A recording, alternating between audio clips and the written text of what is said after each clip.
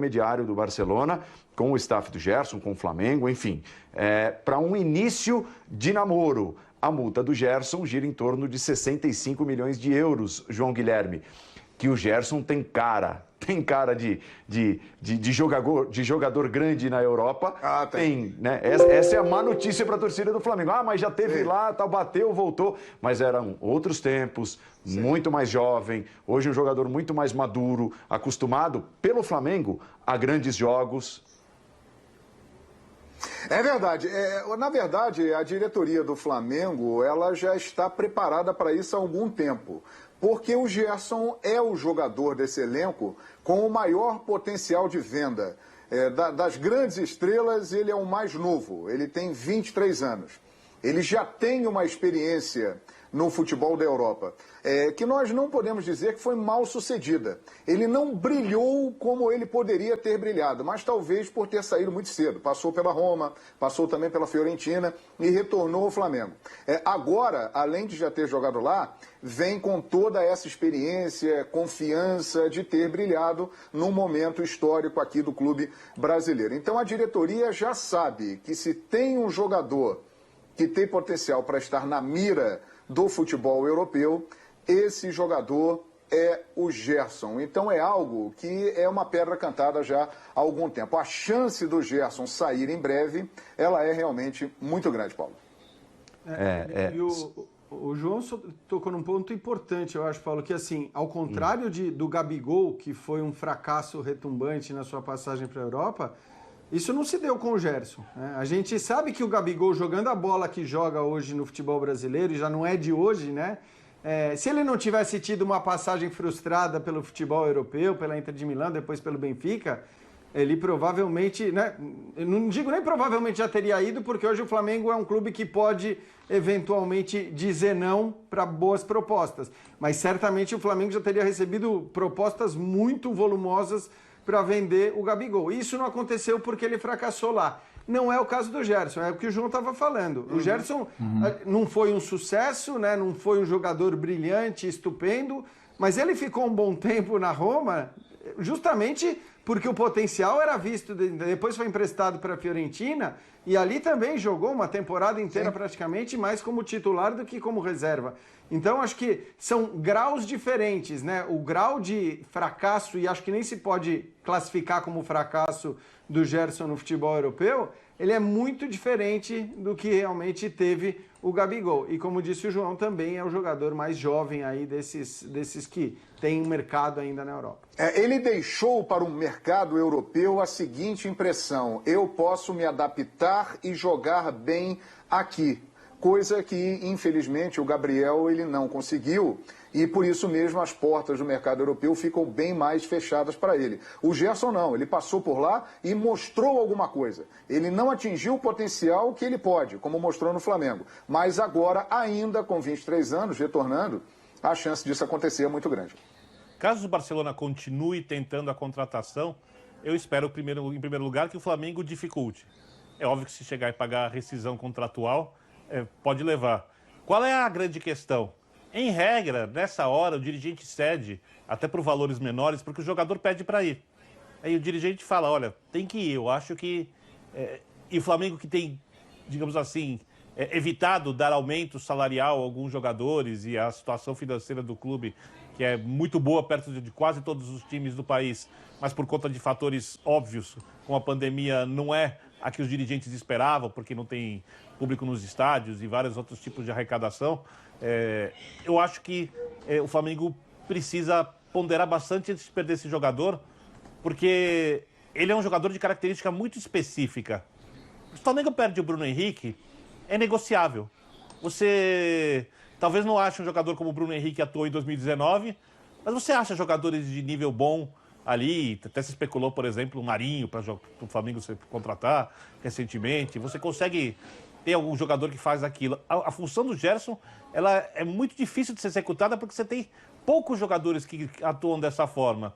Adiantaria o Diego, como eu faria, por exemplo, na Libertadores, e colocaria um outro volante, o Thiago Maia, por exemplo, se tiver inteiro, né, mais para frente.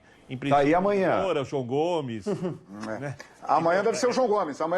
Agora, só respondendo isso aí que você falou, ô Birner, a pandemia joga contra esse seu raciocínio, que eu concordo plenamente.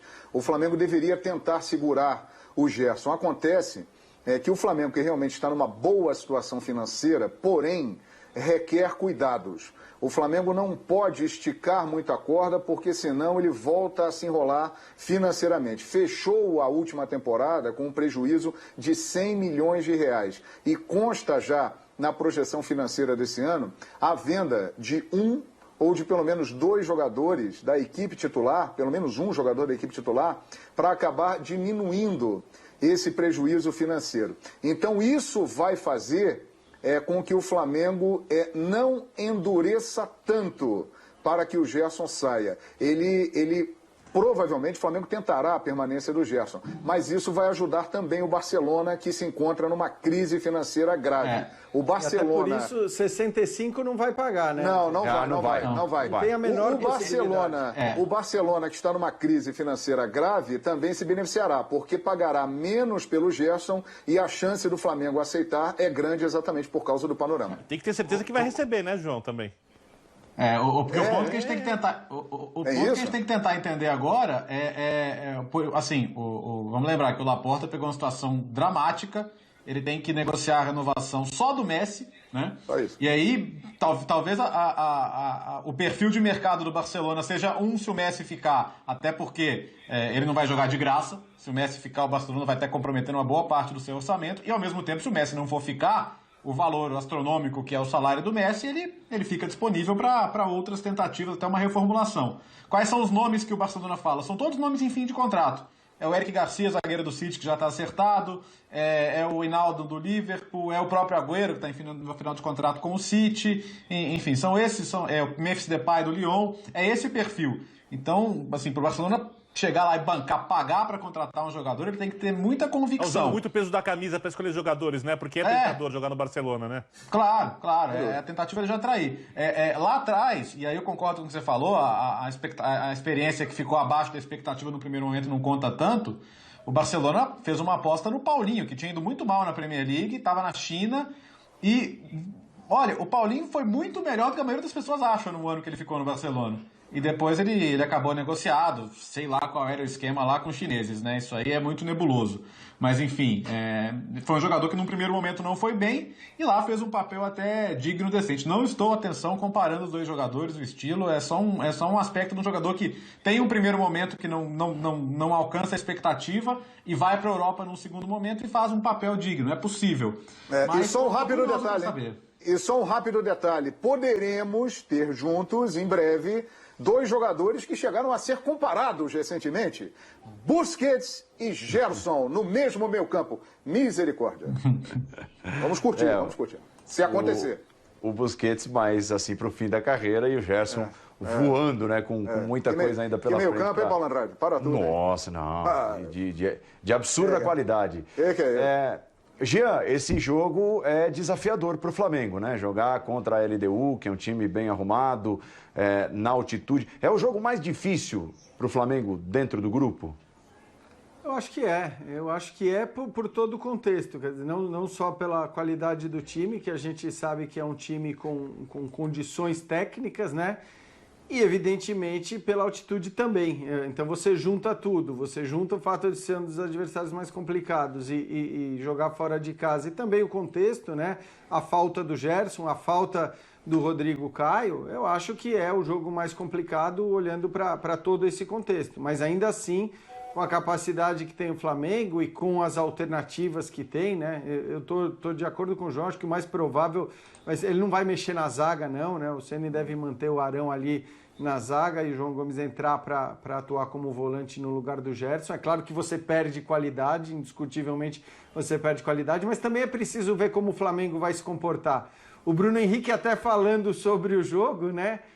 Deu uma pista ali de que a gente pode ter um Flamengo de alguma maneira dosando também a questão física, né? Por saber das dificuldades que pode ter nesse aspecto. E esse talvez seja o jogo em que o Flamengo tenha mesmo que fazer isso. O Flamengo tem uma capacidade de contra-atacar com os jogadores que tem muito, mas muito letal. É um time do qual, claro, se exige sempre, né, que tome iniciativa, que tenha posse de bola, que vá para cima, porque é o melhor elenco do futebol brasileiro, mas eu acho que em determinadas circunstâncias de jogos, ou em determinados jogos como esse, é até justificável você tentar uma estratégia um pouco diferente. Talvez seja o caso, pelo menos eu fiquei com essa impressão depois de ouvir o Bruno Henrique ressaltando muito esse poder letal de contra-atacar do Flamengo. E sabe por que ele falou isso, Jean e companheiros? Porque em 2019, no ano da conquista do Flamengo da Libertadores da América, na fase de grupos, o Flamengo jogou lá, era dirigido pelo Abel Braga e perdeu de 2-1 de virada. O Bruno Henrique, inclusive, fez 1-0 para o Flamengo e depois a LDU acabou virando muito em cima da questão da altitude, do desgaste físico. No segundo tempo acelerou o jogo e acabou virando. Então esse grupo, na sua maioria, já tem essa experiência de ter jogado lá e conhece o adversário, conhece bem o estádio. É um jogo muito complicado. Para você ter noção, até hoje foram 21 jogos oficiais entre times brasileiros e a LDU lá em Quito. E apenas em 5 oportunidades os brasileiros venceram. O Santos, na última edição da Libertadores, venceu lá. Sport, Grêmio, Corinthians e Cruzeiro. Foram esses times brasileiros